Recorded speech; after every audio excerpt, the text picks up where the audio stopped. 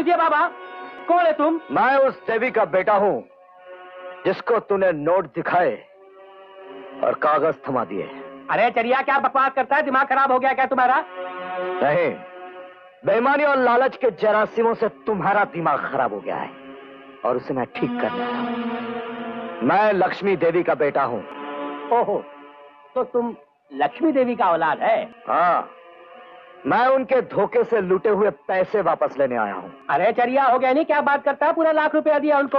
अरे ये देखो, अपने माँ के दस्तखत तो पहचानते हो कि नहीं? दस्तखत तो पहचानता हूँ, और तुम शायद कागज के उन टुकड़ों को भी पहचान लोगे जो तुमने नोटों के बदले इस बैग में भर दिए थे। अरे क्या बात करते हैं बुड्ढे, मैं तेरा रिकॉर्ड अच्छी तरह से जानता हूँ। इससे पहले कि मैं तेरा सर रिकॉर्ड की तरह घुमा घुमा कर गर्दन से अलग कर दूं, मेरी माँ के पैसे लौटा दे। अरे बाबा, हम सच बोलते नहीं, हमने सारा रुपया दे दिया है। अरे हम अपने ऑफिस में तोड़फोड़ नहीं चाहता है। ज्यादा एक्टिंग मत कर। मैं साल भर की उम्र से एक्टिंग कर रहा हूँ। मेरी माँ ने अपनी जवानी जलाकर, जिंदगी भर खून पसीना बहाकर मेहनत करके मेरी बहन की शादी के लिए ये पैसे जमा किए थे। वो पैसे मुझे वापस चाहिए। अरे बड़ी साईं, तुम ऑफिस छान के देख लो नहीं, तुमको ₹1 नहीं मिलेगा। चलिए इधर। वो तो तूने गायब करवा दिया होंगे, इसलिए मैं तुझे सिर्फ 1 दिन की मोहलत देता हूँ। कल मैं फिर आऊंगा और अपनी माँ के पैसे वापस ले जाऊंगा। पैसे तैयार रखना और पूरे।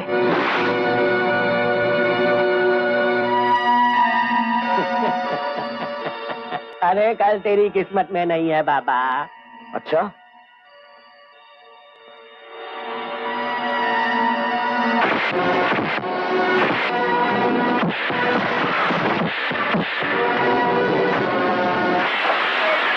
अरे मेरा 25,000 का टेबल तोड़ दिया नहीं।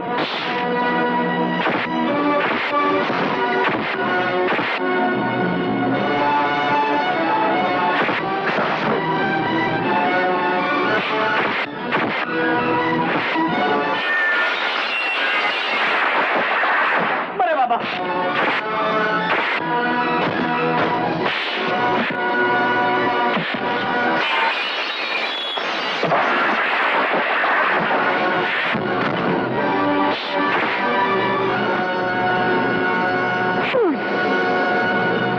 मिस्टर गोपाल खैतान, गुंडों से पिटवाकर तूने काफी गरीबों की जबानें बंद कर दी होंगी, मगर तूने ये नहीं सोचा ऐसा भी कोई गरीब आएगा जो तेरी और तेरे गुंडों की बोलती बंद कर देगा। मैं फिर से दोहरा रहा हूं, कल मैं फिर आऊंगा और बैग पैसों से भरा हुआ होना चाहिए, वरना अपनी मां के दूध की कसम तुझे चांद से मार डालूंगा।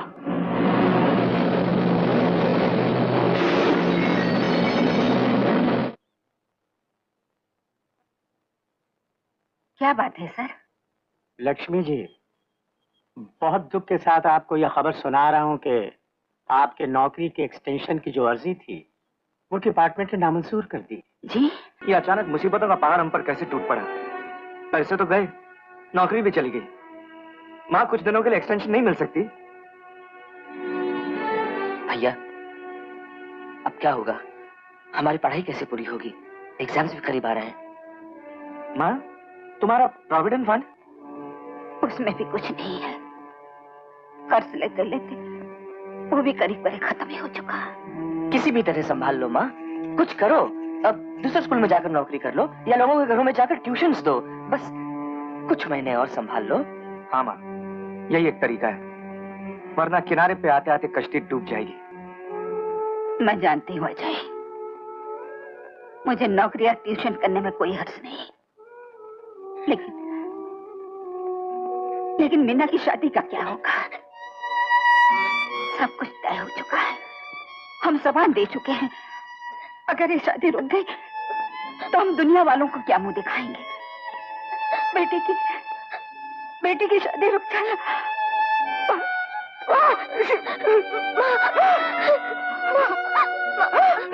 तुम लोग उदास क्यों?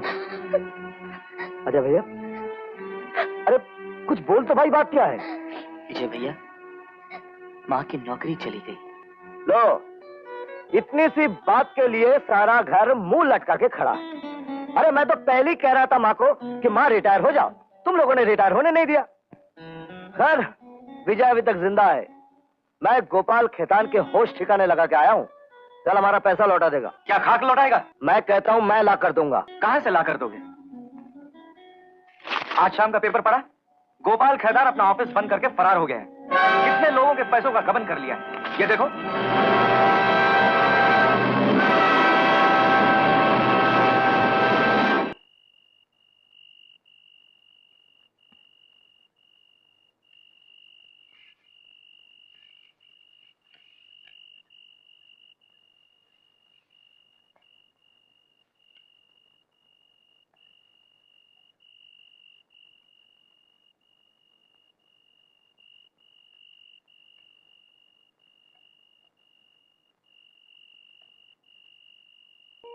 मैं आपका सपना पूरा नहीं कर सकी। बुढ़ापे में मजबूरी की लाठियों ने मेरी कमर तोड़ डाली। बेटी का विवाह और बेटों की पढ़ाई पूरी करने के लिए मेरे पास दूसरा कोई रास्ता नहीं है कि मैं इस घर को, इस मंदिर को बेच डालूं। मुझे क्षमा कर देना।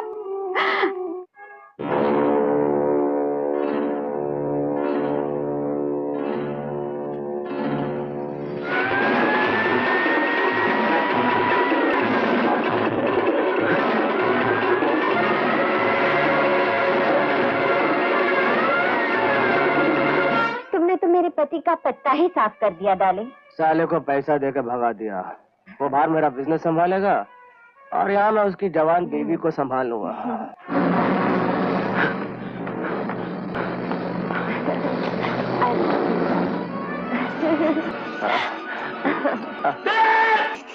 कुत्ते, मुझे इसलिए अपने कारोबार में पार्टनर बनाया था ताकि मेरी बीवी के साथ गुलछड़े उड़ा सके। लानत है तुझ पे। गोपाल, खामोश सुअर। मेरा अच्छा खासा कारोबार चल रहा था, तूने करोड़ों का लालच देके मुझे चिटफंड में फंसा दिया। मैं तुझे छोड़ूंगा नहीं। तेरी सारी करतूतें मैं पुलिस के सामने बता दूंगा। बेवकूफ, मैं तुझे मौका दूंगा तब ना।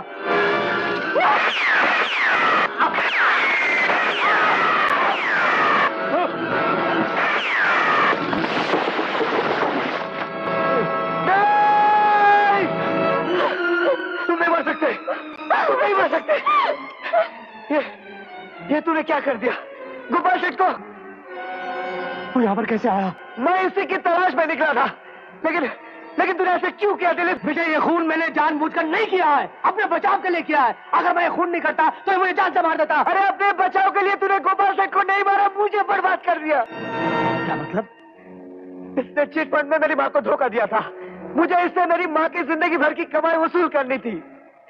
मेरी बहन की डोली की कीमत, मेरे भाइयों का भविष्य, एक धोखे से इसने सब कुछ छीन लिया। दिलीप, ये बातों का वक्त नहीं है। इससे पहले कि कोई आ जाए, इस लाश को ठिकाने लगा दो। याद आए एक दिन मैंने तुझसे कहा था कि मैं तेरे काम आऊंगा। तू फिक्र मत कर, तू सिर्फ मुझे इतना बता दे कि कितना रुपया निकलता तेरा गोपाल शेठ पर। 1 लाख। ठीक है, मैं तुम्हें 2 लाख दूंगा, लेकिन तुम्हें मेरा एक काम करना होगा। क्या? मेरे साथ मिलकर इस लाश को ठिकाने लगाना होगा। मैं लाश? तुम। लेकिन जुर्म छुपता नहीं दिलीप। पुलिस को एक दिन जरूर पता चल जाएगा। वैसे भी पुलिस उसकी तलाश में है। तब क्या होगा? अव्वल तो ऐसा कुछ नहीं होगा, और अगर ऐसा कुछ हुआ तो तुम्हें इस खून का इल्जाम अपने सर पे लेना होगा। मैं तुम्हें और तुम्हारे घर को बर्बाद होने से बचाऊंगा, और तुम मुझे जेल जाने से बचाओगे। सोचने का वक्त नहीं है विजय। मैं तुम्हारी बहन की डोली उठाऊंगा, तुम्हारे भाइयों का भविष्य में बनाऊंगा, और तुम सिर्फ इस खून के इल्जाम को अपने सर पे लोगे। ये सोना महंगा नहीं है विजय। बोलो हाँ, तुम्हें मंजूर है? बोलो हाँ, तुम्हें मंजूर है? बोलो हाँ, तुम्हें मंजूर है विजय? बोलो हाँ।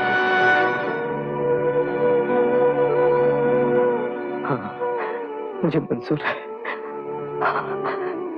मुझे मंजूर है।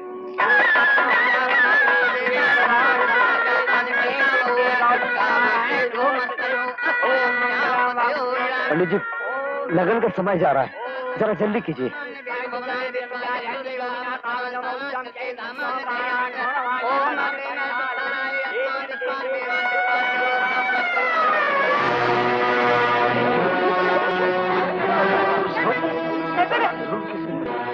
इंस्पेक्टर साहब, यही है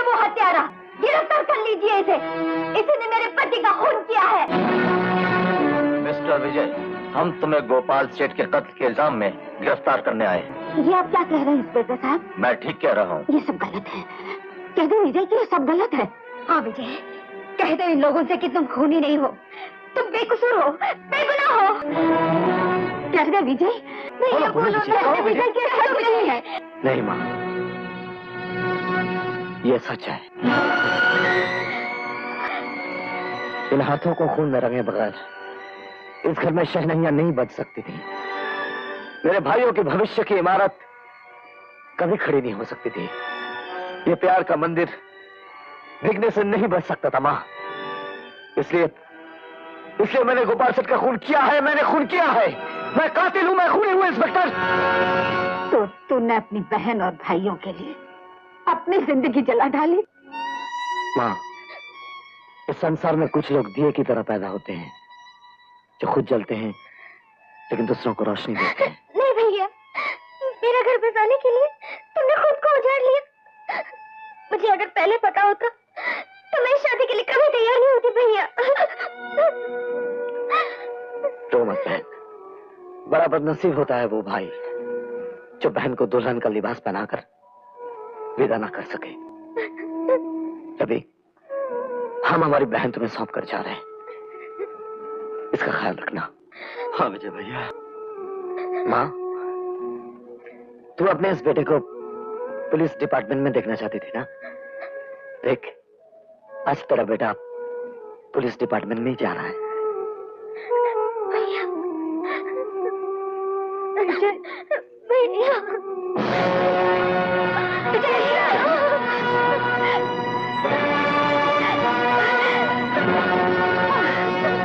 अदालत इस बात को मानती है कि गोपाल ने विजय के परिवार को बहुत बड़ा धोखा दिया।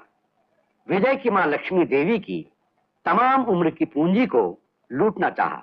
इसी कारण विजय ने तैश में आकर गोपाल खेतान का खून कर दिया। इन हालात को मद्देनजर रखते हुए अदालत मुलजिम विजय को ताज़ीरात हिंद ज़ेर दफा 302 के तहत 7 साल कैद बमशक्कत की सजा देती है।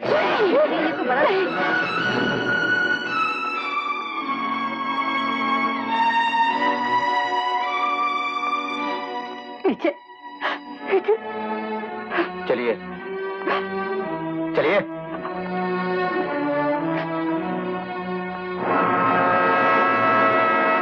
विजय, तुमने अपने परिवार के लिए बहुत कुछ किया, बहुत बड़ी कुर्बानी दी, लेकिन उस कुर्बानी ने मेरे साथ बहुत बड़ा अन्याय किया। ऐसा क्यों किया विजय? बोलो, ऐसा क्यों किया?